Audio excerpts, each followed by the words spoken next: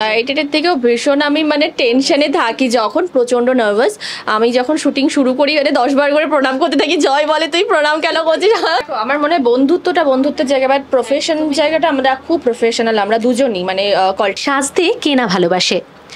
দৈনন্দিন জীবনে কিন্তু রূপচর্চা এবং শরীরচর্চা সত্যিই কাজের চাপে আর হয়ে ওঠে না, কিন্তু যদি রূপচর্চা করা যায় খুব সহজ এবং সেটা যদি আপনাদের পছন্দের অভিনেত্রীরা বলে দেয় ঠিক কীভাবে সেজে ওঠা যায়, তাহলে তো হয়েই গেল।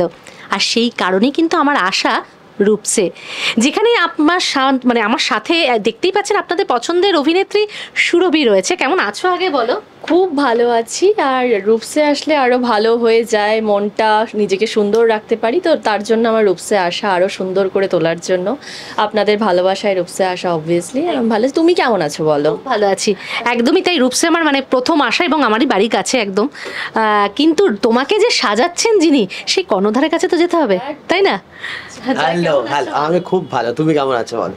আমাদের লাস্ট দেখা হয়েছিল সেই আমাদের গালা পার্টিতে, তারপর আর দেখা হয়নি। আর কাছাকাছি যখন এবার তো আসা যাওয়া থাকবেই।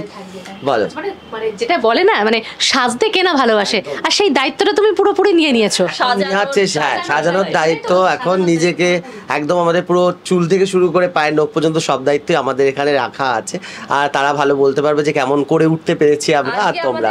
এই প্রেস মিটটা আরো বড় করে হতো হয়তো, কারণ রূপসের প্রত্যেকটা বিষয়ে প্রচন্ড ধামাকা হয়। আগেও আমাদের দর্শক দেখেছে, যারা রূপসে আসে তারাও সেটা জানে, কিন্তু হলো না কারণ আমরা যেই সমস্যার মধ্যে এখন প্রত্যেকে আছি, কারণ আমাদের চারিপাশের সিচুয়েশনটা তো খুব একটা ভালো নেই। মনের দিক থেকে আমরা হয়তো কেউ ভালো নই, বাট আমাদেরকে ভালো থাকতে হচ্ছে, ভালো রাখতে হচ্ছে, আর সেই ভালো থাকা ভালো রাখার জন্যই রূপসে আসা। আর আমরা যেটা এখন আমাদের নতুন চ্যানেল বিউটি ব্যাটেলের সম্বন্ধে আমরা আজকে কথা বলবো, যেটা আমাদের নতুন চ্যানেল, পুরোটাই জয়ের ভাবনা। তো ডেফিনেটলি জয়ের ভাবনা, তার সঙ্গে রূপা যে রূপসের কর্ণধার তার ভাবনা।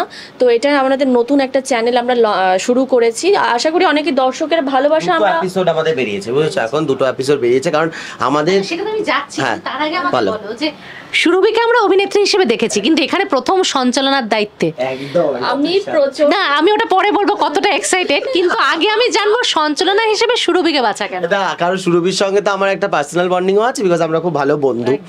তো সেক্ষেত্রে আমি যখন ওর কাছে স্ক্রিপ্টটা নিয়ে গেলাম, মানে যে আমাদের লিখছে স্ক্রিপ্ট, অর্পণ বলে আমাদের একজন ছেলে নতুন, খুব ভালো স্ক্রিপ্ট, খুব ভালো লিখছে। মানে আমার হয়তো ইজি হয়ে গেছে অর্পণের লেখার জন্য, মানে আমি ভরসা করতে পারছি। আমি ক্যামেরার ওপারে অর্পণ আমাকে দেখছে, ভাই থ্যাংক ইউ সো মাচ তোমাকে। একদম। তো অর্পণ যখন স্ক্রিপ্ট দিল, ও তখন করতে একদমই রাজি ছিল না, বললো না আমি করবো না, আমি কোনোদিন করিনি। রাজিটা আমি এই কারণে ছিলাম না, অ্যাকচুয়ালি আমি ভীষণ নার্ভাস ছিলাম, কারণ আমি যেহেতু কখনো হোস্ট করি না, আর আমি খুব ভালো কথা বলতে পারি সেটা একদমই নয়। একদম কাজ দেখলে তোমরাও দেখেছো, তো আমি তোমাকে পাঠিয়েছিলাম চ্যানেলে, ওটা অসম্ভব ভালো কাজ করেছে, মানে সবাই অ্যাপ্রিশিয়েট করছে। এখন তো তবে 2টো বেরিয়েছে, খুব ভালো কাজ করেছে। তোমার নতুন দিকটা কিন্তু তুলে ধরলে, এটাই হ্যাঁ, তুলে ধরাটা সবকিছু থাকে, নিজেকে জাস্ট বের করতে হবে, পলিশ করতে হবে। আমাদের একটা ট্যাগলাইন হচ্ছে স্টে প্রিটি এন্ড পলিশ, তো পলিশ করলেই একদম সবটা ঠিকঠাক হবে। মানে জয় আমাকে বলে তুই কারোর থেকে কম নয়, তো তোকে সেটা ওই আমাকে তুলে ধরলো এটাতে। এটা আমার একটা নতুন জার্নি, আমার ভীষণ ভালো লাগছে এই জার্নিটাতে। এক্সাইটেড থেকেও ভীষণ আমি মানে টেনশনে থাকি, যখন প্রচন্ড নার্ভাস। আমি যখন শুটিং শুরু করি মানে 10 বার করে প্রণাম করতে থাকি, জয় বলে তুই প্রণাম কেন করছিস, না আজকে যেন আমি উতরে যাই। মানে পুরো স্ক্রিপ্টেড বিষয়টা, অভিনয়টা একটা আলাদা বিষয়, বাট হোস্ট অ্যাঙ্করিংটা একটা আলাদা অন্য ধরনের। ডিওপি যেহেতু আমার পাশে আছে, ও জানে খুব কি আমি মানে কাট করছি নাকি। অ্যাকচুয়ালি বিষয়গুলো খুব সুন্দরভাবে হয়েছে, মানে এখানে কোনোটাই স্ক্রিপ্টেড নয়, শুধু জাস্ট একটা ডিরেকশন, হ্যাঁ একটা ডিরেকশন জাস্ট স্ক্রিপ্টেড, বাট বাদ বাকি পুরো জিনিসটাই কিন্তু আমাদের নিজের থেকে বলা। ঠিক আছে, যেরকম জয় নিজের ট্রিটমেন্টটা নিশ্চয়ই স্ক্রিপ্ট করতে হয় না, নিজের ট্রিটমেন্টটা নিজেই বলতে পারে। তো আমি ক্যামেরার পেছন থেকে, মানে এই পুরো প্রোগ্রামটার মানে যে চ্যানেলটা হচ্ছে, সেই চ্যানেলের যত এডিট থেকে শুরু করে DOP as a me and আমার টিম কাজ করছে। এবং সব থেকে ভালো লাগছে এদের, ওনাদের সাথে কাজ করে, মানে রূপসের সাথে কাজ করে আমাদের একটাই জিনিস খুব ভালো লাগে, মানে এত ফ্রেন্ডলিভাবে আমরা কাজটা করতে পারি। কাজ করতে গেলে সবার মধ্যে ভুল ত্রুটি থেকেই থাকে, কিন্তু একসাথে কাজ করতে গিয়ে যে মজাটা, সেটা আমরা ভীষণভাবে ফিল করি। না, বেশি এনজি দিলে কিন্তু আবার চলছে না, ওটাতে আবার ডিওপি রেগে যাচ্ছে না, এইভাবে কিন্তু আমি এডিটটা জাস্ট করতে পারবো না।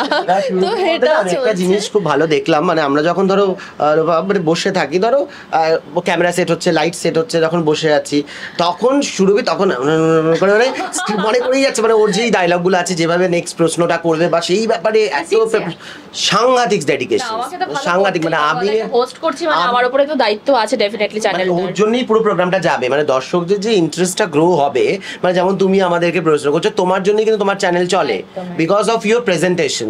তো সেটা ভীষণ হোস্টের মধ্যে অ্যাট্রাকশনটা না থাকলে দর্শকরা কিন্তু পুরো শোটা দেখতেই বড় হয়ে যাবে। তো হ্যাটস অফ টু সুরভি, এক্সিলেন্ট। আর দেখো আমার মনে হয় বন্ধুত্বের জায়গা, বাট প্রফেশন জায়গাটা আমরা খুব প্রফেশনাল, আমরা দুজনই, মানে কল টাইমে আসা অ্যান্ড যতক্ষণ আমরা কাজ করছি সেই শুটিং এর মধ্যেই ছ্যাবলামো করছি, এগুলো কিন্তু আমাদের খুব কম হয়, আমরা খুব ভীষণ সিরিয়াস। এটা আমাদেরকে রূপাও বলে যে তোরা ভীষণ সিরিয়াস, আর আমরা প্রত্যেকটা জিনিস খুঁটিনাটি দেখছি যে এখানে এটা ভুল হচ্ছে না, তো এটা কিছু একটা ভুল হলো না, তো কারণ আমরা যদি ভুল বলি বা কিছু, তাহলে আমাদের দর্শকেরা ভুল শিখবে।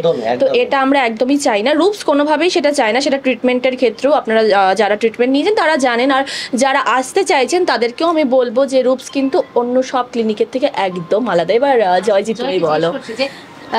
আউটলেট তোমার অনেকগুলো আছে এবং সব থেকে বলতে ইন্ডাস্ট্রির সবাই তোমাকে চেনে, মানে বেশিরভাগ আমি যেটা জানি মানে সবাই তোমার একদমই তাই সেলিব্রিটি যেটা করে। আমাদের একজন বসেছিল পরিচিত অভিনেত্রী ইদিকা, ওরাও আসবে, আরো শোতে আরো আসবে তোমাদের কাছে। মানে হঠাৎ মনে হলো কেন যে টক শো দিয়ে সব সাধারণ মানুষের কাছে এই যে চিন্তা ভাবনাটা, এই কোয়েশ্চেনটা মানে হ্যাঁ একদম আমার ফার্স্ট মনে হয়েছে এই কারণেই, কারণ আমি না আমাদের এখানে বেশিরভাগ যত টি টাউন সেলেবসরা আসে বা টি টাউন সেলিব্রিটিরা কাজ করতে আসে, এবার যখন নর্মাল যারা নর্মাল ক্লায়েন্ট হয় তাদের প্রশ্নটা হলো যে আমি ওকে দেখলাম তোমাদের এখানে ইনস্টাগ্রাম পেজে যে ওনার স্কিনটা এরকম, উনি এই সার্ভিসটা নিয়েছে, তো সেক্ষেত্রে আমার কনসেপ্টটা তখনই মাথায় এসেছিল যে তাদেরকে তো ওরকম ডিরেক্টলি পরিচয় করানো যাবে না, তাই জন্য আমরা একটা এরকম চ্যানেল বা একটা পডকাস্ট লঞ্চ করব, যার মাধ্যমে তাদের টিপসগুলো, তারা আমার কাছ থেকে কী সার্ভিস নেয়, তারা লাইফস্টাইল কীভাবে মেনটেন করে, বিকজ এটা একটা অনেক বড় ব্যাপার। মানে আমি রেগুলার বেসিস শ্যুট করছি বা যে কোনো যারা শ্যুটিংয়ে নেই, নর্মাল যারা পলিউশনের জন্য স্কিন তো ড্যামেজ হয়, তো সেই ক্ষেত্রে তাদের মতন তাদের যে কতটা পরিশ্রম থাকে, মানে এদের যে স্কিন হেয়ার মেনটেন করতে গেলে কত, সেটা তো একদিনের গল্প নয়।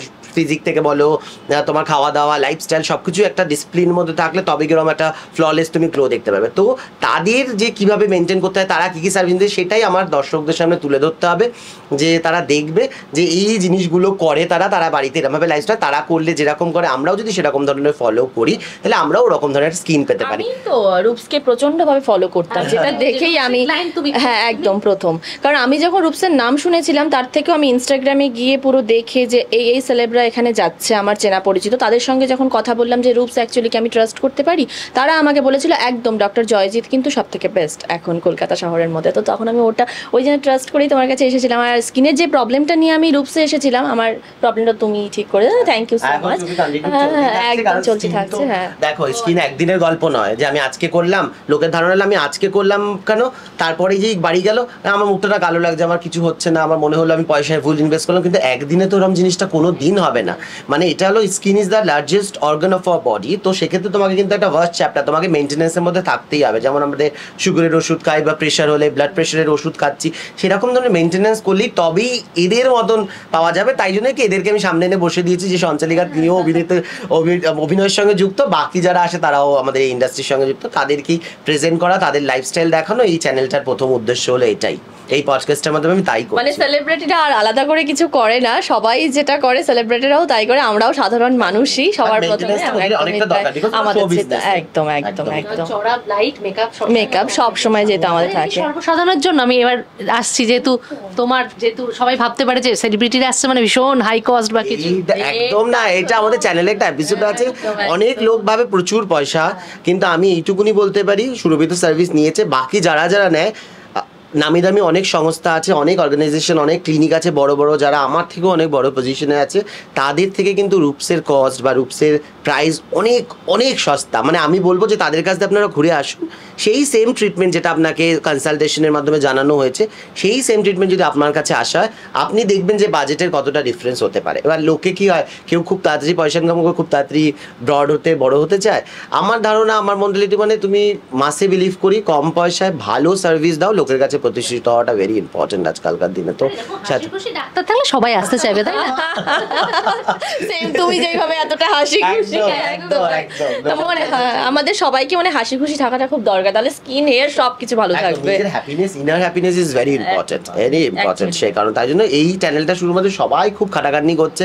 আমাদের তন্ময় যে বলছে ডিওপি, সারাদিন আমি পরিশান করে দিই, না তন্ময় এই জায়গাটা এরকম হলো, এইটা এরকম হলো, রাত্রি 3টে-4টে পর্যন্ত ওরা কাজ করে। Hats off to them. আমাকে পাঠায় সুরভি কাটায়, কারণ আমরা দুজনই বেশি ফিনিকি, মানে আমাদের একে একটা শটে নিজেদেরকে কেমন লাগছে, কোনখানে দর্শকদের দেখতে ভালো লাগবে, তন্ময় রাত্রি 4টে পর্যন্ত আমাদের সেই এডিট করে করে পাঠায় যে দেখো ঠিক আছে নাকি। ব্যাকে যারা থাকে না, আমরা যখন স্ক্রিপ্ট পড়ে বলছি তখন তো অ্যাকশন টু কাট, তারপরের খাটটা তখন ওদের relax। তখন চুপচাপ বসে তখন আছে। আমরা ভুল করলে ইরিটেট হচ্ছে, ও প্লিজ, তারপরের খাটটা তারপরে action তখন লোকেদের। তখন আমাদেরকে বলছে তুমি জানো। একদম একদম মানে একটা এডিটর, একটা সিনেমাটোগ্রাফার, সে জানে যে কিভাবে পডকাস্টটা পুরোপুরি টেলিকাস্ট হতে গেলে যে মানে পরের যে খাটনিটা আছে সেটা, মানে আফটার শ্যুট যে করার পর যে কাজটা থাকে, এবং সেটাকে যখন আমরা সবার সামনে তুলে ধরছি, সেই তুলে ধরাটার মধ্যে যেন কোনো রকম কোনো খামতি না থাকে। মানে আমরা চেষ্টা করছি যতটা ভালো করে করা যায়।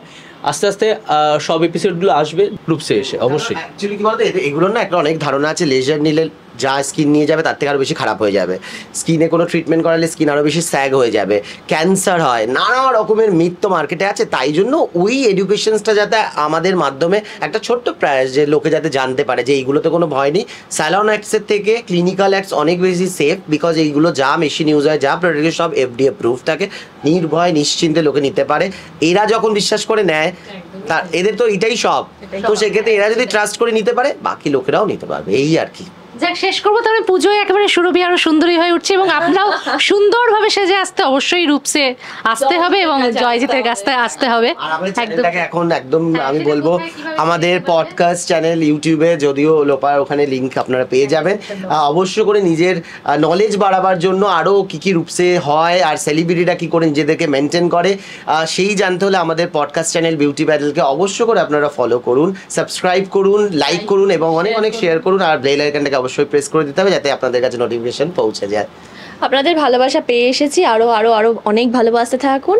আপনাদের ভালোবাসায় আমরা অনেক অনেক অনেক গ্রো করব। আশা করি সবাই ভালো থাকবেন, সুস্থ থাকবেন, সবার পুজো খুব ভালো থাকুক, পুজো কাটুক, ভালোভাবে কাটান এই পরিস্থিতিতে। আর কিছু বলার নেই। Thank you so so so much.